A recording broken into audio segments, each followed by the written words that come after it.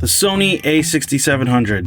You're either gonna love it or you're gonna go, eh. Oh, by the way, this is not sponsored.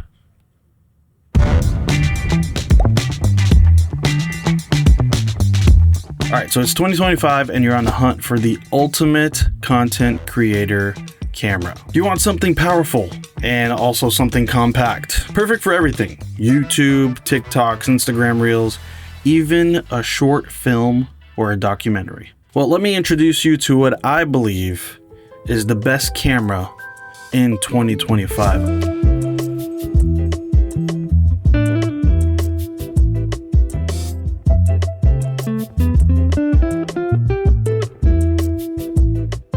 Now let's get something out of the way. If you are somebody that owns a Sony FX30 or a Sony FX3 or the FX6 or anything like that, this video is not for you because you're in a whole other level or criteria of cameras. Your budget is much higher and you can afford way more than this camera. You could probably buy 4 of these cameras. Who this video is for somebody that wants to upgrade from, say, the Sony a6600 or a6400. Somebody that wants a B camera for their Sony FX30. For content creators, like people on TikTok or Instagram Reels. Even for videos like this, if you're posting videos on YouTube, this is the video for you. And I want to explain to you why I think this camera is by far one of the best cameras Sony has made, with a few caveats, but we'll get to that. Now, we can talk about all the other full frame options that you can get, like the A7C and so on, but I'm talking about this APS-C camera right here because this is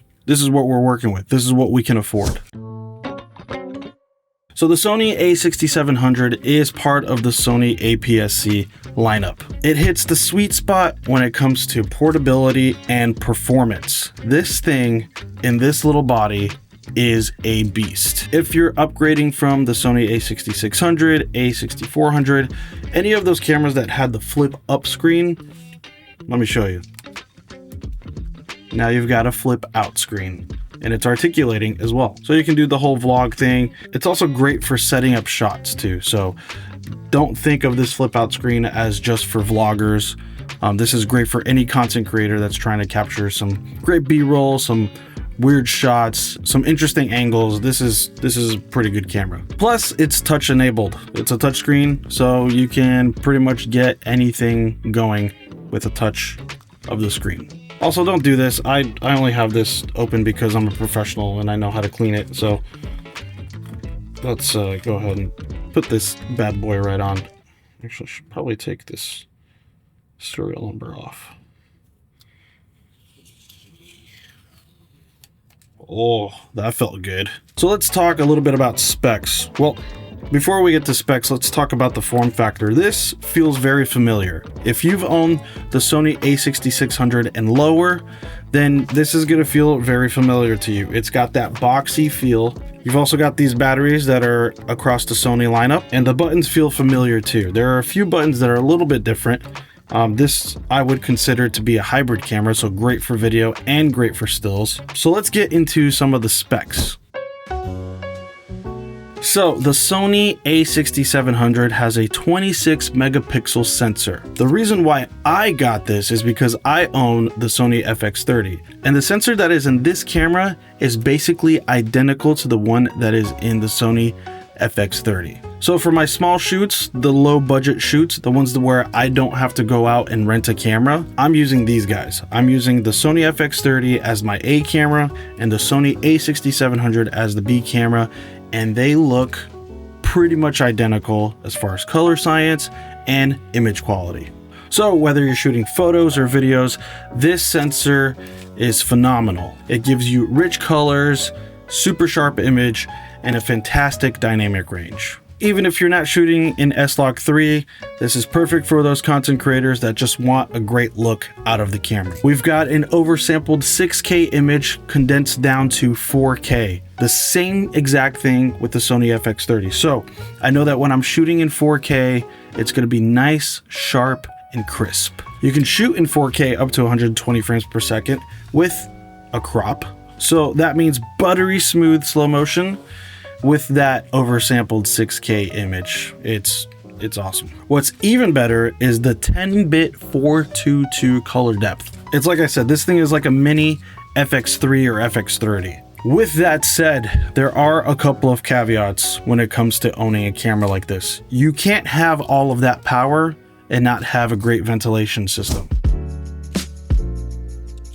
This thing overheats, and it overheats a lot. So when using this for interviews or for longer shoots or for recording longer videos like this, you're gonna hit the overheating problem pretty quickly.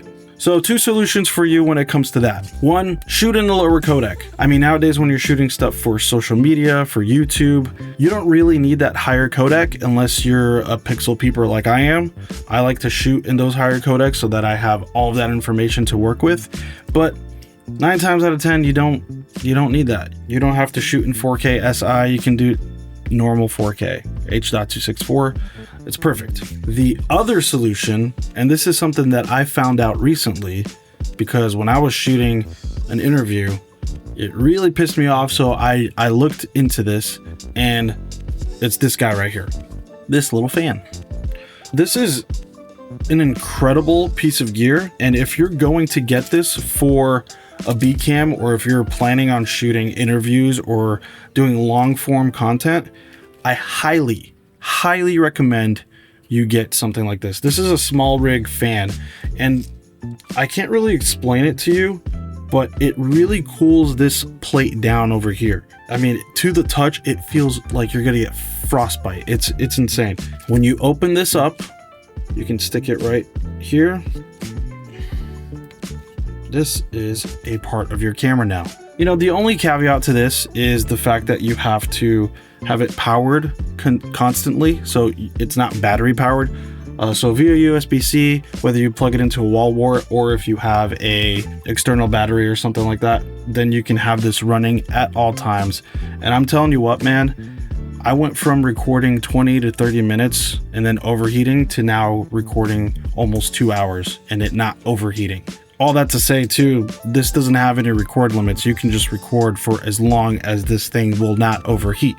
That's pretty awesome. I'll put a link for that. I don't really remember the model number or anything like that, so I'll just put a link for it below. This is not an affiliate and not sponsored. So yeah.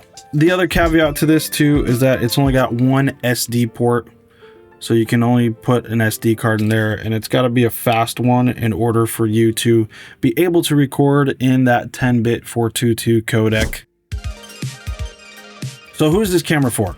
Like I said in the beginning, if you are using an older APS-C camera from Sony, it might be worth jumping up to this, especially because you've got the articulating screen and you've got that extra oomph when it comes to the codecs and the color science. If you don't own a camera at all, I highly recommend you starting with something like this, just because you're going to set yourself up for the future. As you learn and as you start getting behind the camera more, you're going to realize, like, yeah, this is a powerful workhorse. You can actually, I mean, this is probably going to be in my kit for the long haul because it's so dynamic and ergonomic. You know, I wouldn't rule this out for cinematographers either. The 10-bit 422 is phenomenal.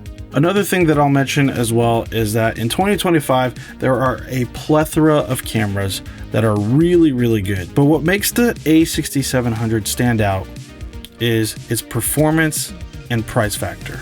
While some cameras offer better specs in one area, the a6700 is the full package. It's a perfect blend of portability, video capabilities, great stills, and advanced features for content creators.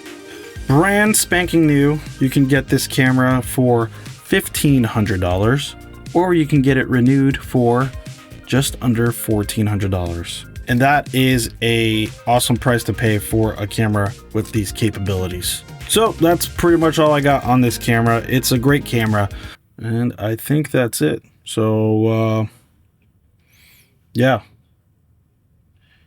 If I missed anything, oh well, whatever.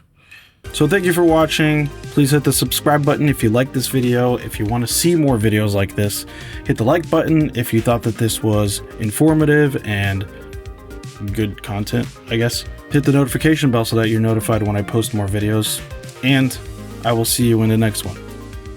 Peace.